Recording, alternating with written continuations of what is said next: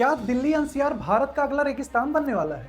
अरावली जो थार रेगिस्तान को हमारे घरों तक पहुंचने से रोकती थी, अब वो दीवार टूटने वाली है। दिसंबर 2025 में एक ऐसा कानूनी बदलाव हुआ है जिसके बाद आपके शहर में सांस लेना और पानी पीना दोनों मुश्किल हो सकता है। आखिर क्या है वो फैसला? जानिए आज के इस वीडियो में। नमस्कार दोस्तों, मैं हूं अभिनव तिवारी।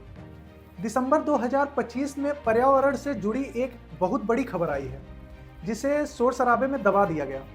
मुद्दा अरावली पहाड़ियों का है। सरकार और कोर्ट के बीच एक नई सहमति बनी है जिसके तहत फॉरेस्ट यानी जंगल की परिभाषा बदल दी गई है। इसका सीधा असर यह है कि हरियाणा और राजस्थान में फैली अरावली का लगभग 20,000 हेक्टेयर का इलाका जो कल तक जंगल था, अब कानूनी तौर पर जंगल नहीं रहेगा। आज मैं आपको कोई डरावनी कहानी नहीं सुनाऊंगा, बल्कि 3 कानूनी फैक्ट्स रखूंगा।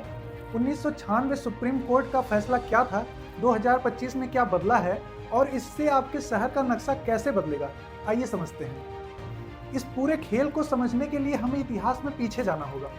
12 दिसंबर 1996 सुप्रीम कोर्ट ने टीएन गोदवर्मन केस में एक ऐसा ऐतिहासिक फैसला सुनाया था।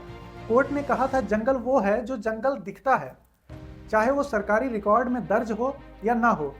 इसे कहा गया डीम्ड फॉरेस्ट। इसी वजह से अरावली के वो इलाके भी सुरक्षित थे जो प्राइवेट लोगों के पास थे। लेकिन अब नए फॉरेस्ट कंजर्वेशन अमेंडमेंट एक्ट के तहत यह परिभाषा बदल दी गई है। नया नियम कहता है कि सिर्फ वही जमीन जंगल मानी जाएगी जो 1980 के बाद सरकारी रिकॉर्ड में जंगल के तौर पर दर्ज हैं। प्रॉब्लम यहाँ है, अरावली का बहुत बड़ा हिस्सा लगभग 40 से 50% सरकारी रिकॉर्ड में जंगल नहीं बल्कि गैर मुमकिन पहाड़ या कॉमन लैंड नाम से दर्ज है। यानी नए कानून के हिसाब से यह अब जंगल नहीं, और अगर यह जंगल नहीं है तो यहाँ माइनिंग और कंस्ट्रक्शन अब लीगल है। अब इसका असर देखिए। जियोग्राफी के हिसाब से अरावली गुजरात से दिल्ली तक 692 किलोमीटर लंबी एक दीवार है। इसे the great green wall of India कहा जाता है। यह पश्चिम से आने वाले थार रेगिस्तान की धूल को दिल्ली एनसीआर और यूपी में घुसने से रोकती है। इसरो की डिजर्टिफिकेशन रिपोर्ट कहती है कि अरावली में जहाँ जहाँ माइनिंग की वजह से गैप आया है वहाँ से रेगिस्तान आगे बढ़ रहा है। अगर यह 20,000 हेक्टेयर का कवच हटा दिया तो दिल्ली में रेत की आंधियां आम हो जाएंगी, जैसा दुबई में होता है। तीसरा सबसे बड़ा फैक्ट है पानी। सेंट्रल ग्राउंड वाटर बोर्ड की रिपोर्ट कहती है कि अरावली की चट्टानें बारिश के पानी को सोखकर दिल्ली और गुरुग्राम के जमीन के नीचे पानी टैंक को भरती है। आज गुरुग्राम में पानी 300 फीट नीचे चला गया है।